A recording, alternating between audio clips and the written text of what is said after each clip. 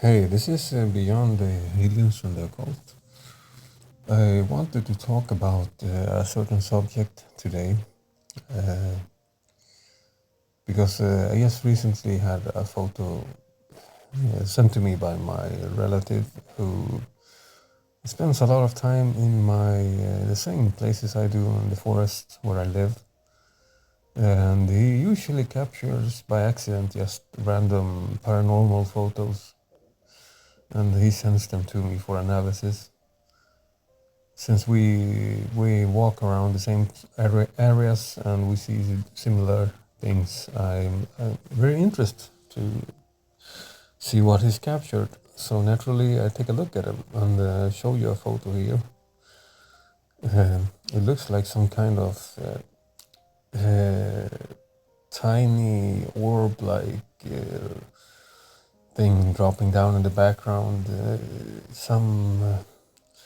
Maybe some Tinkerbell-like sized thing. I've seen something myself similar once many years ago with my ex-wife. Dropped down from the forest, actually, from the treetops. My ex-wife was or is into this whole pagan stuff and is a witch. So she was doing one of those rituals where you honor the faithful, the fairies, and you do a dance, a special dance, to and, give them offerings like cakes and stuff. And she was doing that, and I was very uh, skeptical, to be honest. Back then, I didn't really believe in fairies and Tinkerbells and things like that. So I tried to hide my like skeptic, critical thinking and not drag her good time down, by being a skeptic and saying silly stuff like, yeah, do I live? Things like that don't exist, yada, yada, yada. I actually even said one thing like that she got really, really pissed at me. And I instantly apologized after a few, like an hour later, because I saw something drop down from the sky that looked like a tiny baseball-sized orb when she was doing the dance in synchronization to her dance and the music. And I snapped a photo. I will show the photo here. The photo was identical to what I believed a Tinkerbell might look like in the night. And I felt, I had to eat my own words and instantly understood that I was wrong and apologized, and also had the realization that almost everything in this reality exists that has been mentioned by humans in the past. Weird creatures from mythology, all of the gnomes, the trolls. I'm convinced all of it is real. It's been real at least, and it's coming back again because of the egregore collective consciousness I was talking about in many of my previous videos here, recordings. And so it's connected to our consciousness, our manifestation, how we bring them into existence with our minds by focusing on it. But I'm not going to go further into that topic. You can check out the previous uploads I made if you want to. And what I was going to talk about today is the connection between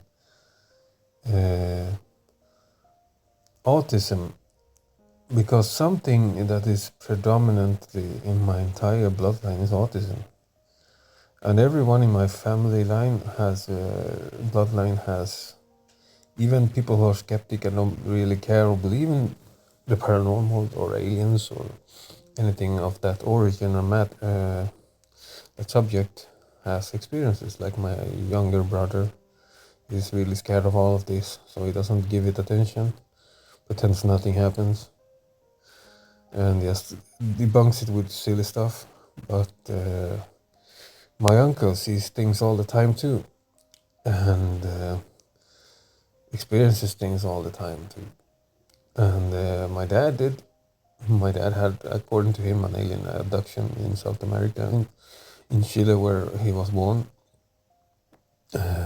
just like I had. Fourth kind of experience, of the fourth kind. I've made a long video on my channel previously from that event. And yeah, so everyone in my bloodline has these experiences, whether they want to or not, including my daughter, that is 6, she's turning 7 soon. And she has autism already. She's been diagnosed with autism and ADHD. And she sees and experiences things all the time. And she's terrified of it, but super interested in it at the same time. She just keeps watching, these no Slenderman. I don't allow her to watch things that could be egregores, But she watches, like Siren Head animations, and she gets afraid and she asks if it's real. I tell her, no, it's not real. Of course, honey, it's not real. And but she's drawn to it and at the same time terrified of it. So I try to keep her off the TV that shows, or YouTube channels that show her stuff that scares her. But the whole thing is that she's experiencing things already at this age. She once told me she saw like a black shadow look at her from the feet from the bed. Because she sleeps in my bed with me. She's so tiny still, and she is afraid to sleep alone in her own bed. So I allow her to sleep next to me. I think it's cozy and pleasant, to have her there, and I don't mind at all. But so she tells me things she sees all the time, and most parents just tell their child it's just imagination. But in my daughter's case, I just try not to feed on it and say she probably imagined something, but maybe it was something, but not dangerous or bad. So she doesn't fear it or feel that she's never believed, But once she saw like a black shadow looking at us from their feet, and she got really sad and started crying, and I had to ask her what happened, what happened there. And she said she saw a black shadow. It looked at her and it moved away really fast under the bed and hid. And she was so sad and asking, begging me to believe her, basically. Please believe me that I'm not insane, she said. I said, I went silent for a moment because I can't,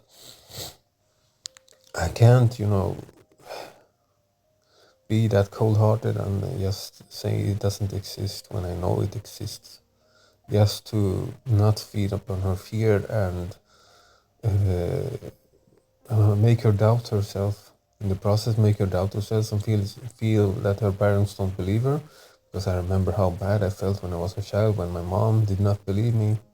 She said I was crazy when I was seeing these shadow people and the grays and all of that. My dad was the only one who believed me, so I told her, yes, I believe you, but it doesn't have to be bad. And there's nothing dangerous about it because I said something, I can still punch it.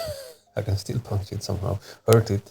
It won't do you anything, I told her. Then she calmed down. And then I told her not to talk about it with everyone else because a lot of grown-ups don't believe in this and they see us crazy. So she saw something, and the last time was when she was here uh, a few days ago, before the exchange with her mom. She was sitting on the armchair, watching her cartoons. I was making food in the kitchen, and all of a sudden she said, "Dad, did something caress my hair?" I felt like something caressed my hair, and I told her, "No, honey, it's just imagination." But who knows? There is a lot of paranormal activity in this apartment, especially in this room and in the whole block, like I said in many other videos. But I don't want to feed upon her fear of the paranormal, so I just said, no, it's probably your imagination, your hair got stuck or something. But I just want to believe her and say I believe her, but she's so young and it just makes her unstable and afraid, because she's already, she's, her autism and ADHD is so severe, she needs to take medication at this age to function properly. So I don't want to, and she has a lot of anxious thoughts already and worried about everything, so I don't want to give her any kind of any kind of more reasons to be worried about things you can't control. And the worried and anxious part is not part of the medication. Both me and my ex-wife are very, careful about all of this. We didn't even want to medicate her at first, but the medications actually help her focus and be more calm and be able to not scream and have tantrums for everything and behave, more normally. And then we try to have her without medication too, and it's hell basically. She can't control her impulses. So it wasn't our first option. I never wanted to give her medication, but it works and helps her. So my point is, it's not a downside of the medication that she started to get anxious at this age of barely 7. It's related to her brain and not the medication. So my point is, she is already anxious and worried about life and everything she can't control. So I don't want to add up more things she can't control, like unseen enemies and beings and creatures from other parallel dimensions and frequency ranges of existence, light spectrums. That's the whole point of what I was talking about. And also that the autism and ADHD, ADD, everyone within in the spectrum tends to have these experiences much more often. And I've come up with a theory or a hypothesis about it, and it's related to brainwaves. I haven't heard this theory before, but I believe it could be a very related phenomenon actually between how your brain waves operate, and I'm not really into the science that good to actually talk about it in a scientific way and make claims like I'm an expert at it, but I believe that there's a different wave of the main waves we people use differ from neurotypical and non-neurotypical. And I believe, for example, as an artist myself, I tend to be in a hyper relaxed state all the time. Even when I'm stressed, I seem more relaxed than everyone else. I'm always relaxed. I'm always calm. It's like in a meditative state and dissociative at the same time, And I've had a lot of things happen to me in the past. I had I've been threatened by people violently, I haven't even reacted. I never get scared in that sense that it tells on my expressions, or I never scream, or I'm so calm it's absurd, basically, even under violence and threats from people, And I believe it's all related to the brain waves, how my brain operates and what brain waves I'm aligned to. And my theory is that the autists, the people in the spectrum, have pre-positioned alignment to being in tune with, for example, the delta and theta waves that are responsible for more deeper states of awareness and relaxation, and it basically makes you more like you're in a state of meditation while awake and conscious about it and doing things. So maybe this could explain why some people see so much things, because their brains are operating on delta and theta waves, if they're autists, more frequently than the normal person. And everyone can I believe every person has the ability to operate on the same waves, but some are more in tune with a certain type of brainwave naturally, and the autism spectrum might be related to that. And we who have autism might be, connected to the theta and delta. And therefore we experience more paranormal things, because I believe a lot of these phenomena occur in different spectrums and different waves of existence. and our brains might be able to tune in more frequently to these realities and waves. So that's an explanation of theory I have regarding why autists always seem to be the people who experience the most paranormal. In my case, and it's that probably connected to that and the people I know from my family, because autism is in my bloodline, and almost everyone has it from the side of my father. His mother probably had it. He had it.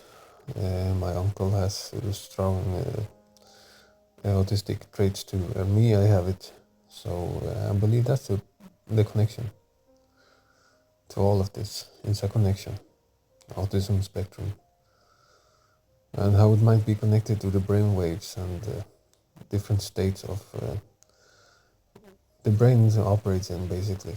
I'm no expert in brainwaves. I'm not a scientist or anything like that, but it's just a theory that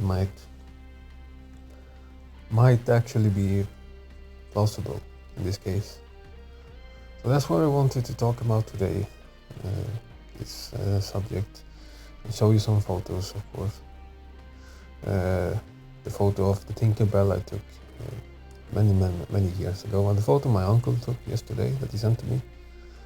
So, and also talk about the topic that I'm discussing.